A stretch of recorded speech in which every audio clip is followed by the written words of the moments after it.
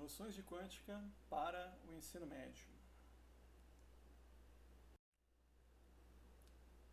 O que é a teoria quântica? Ela foi uma nova visão da natureza, construída a partir de 1900.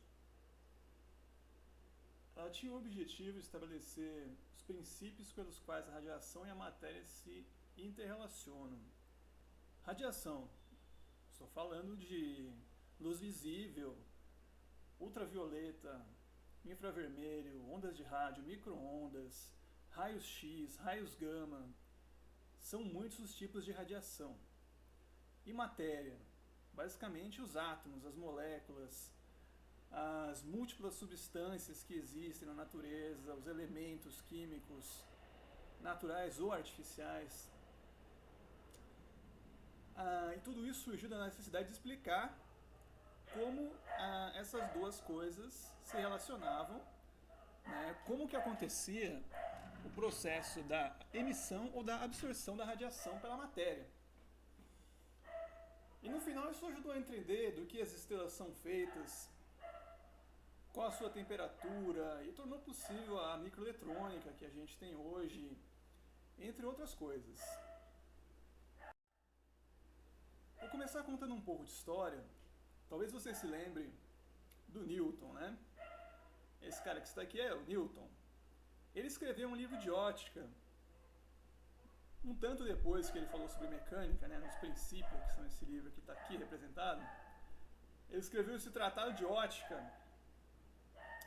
a data que você vê aqui mais ou menos, 1730, essa é a quarta edição.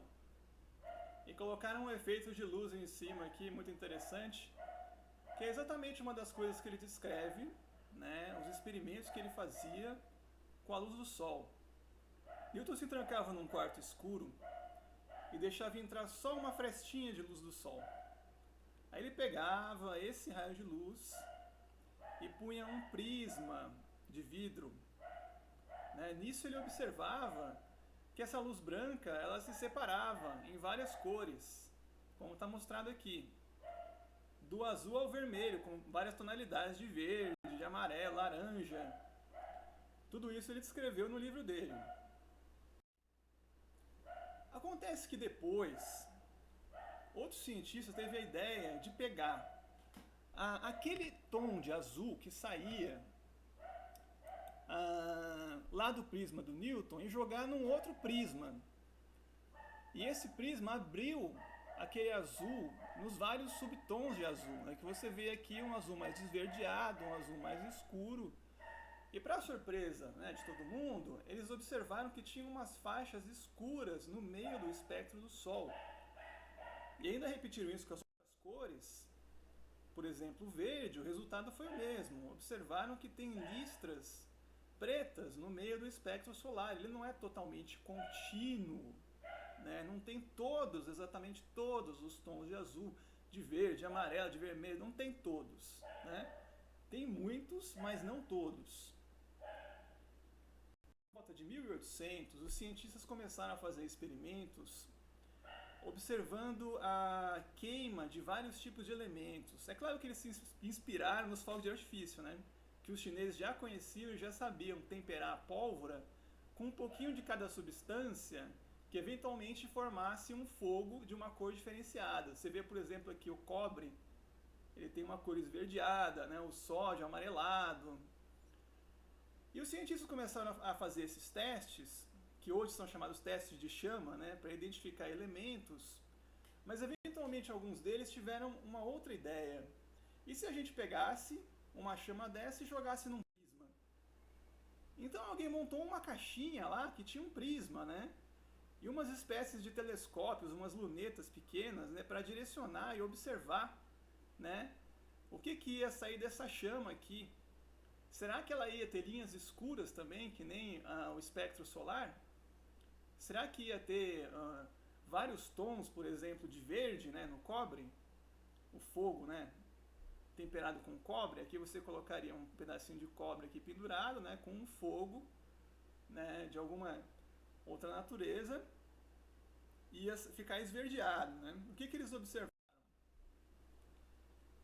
não observaram só faixas, eles observaram intervalos enormes, né?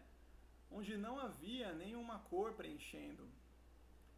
Esse aqui, por exemplo, é o espectro visível do hidrogênio. O hidrogênio só emite esses tons aqui, bem definidos. São 4 tons, né? Tem um violeta, um azul, um esverdeado e um vermelho. E a distância entre eles é enorme. Aqui é o mercúrio, né? Tem um pouco mais de tonalidade. Você vê aqui o neônio, tem um pouco mais. Então, eventualmente, alguém teve uma ideia de fazer um instrumento com maior precisão, que ele conseguisse colocar uma espécie de transferidor na base e medir o ângulo entre as duas lunetas, né? Aqui apontava para a chama e aqui ficava o observador. E depois um cientista conseguiu relacionar esse ângulo com o comprimento de onda da luz.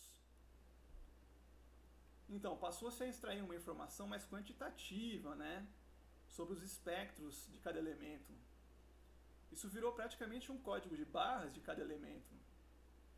Cada elemento químico tinha uma emissão diferente, eles observaram. E eles sabiam exatamente aonde que estariam, né, que valores de comprimento de onda de luz estariam cada faixa aqui de espectro.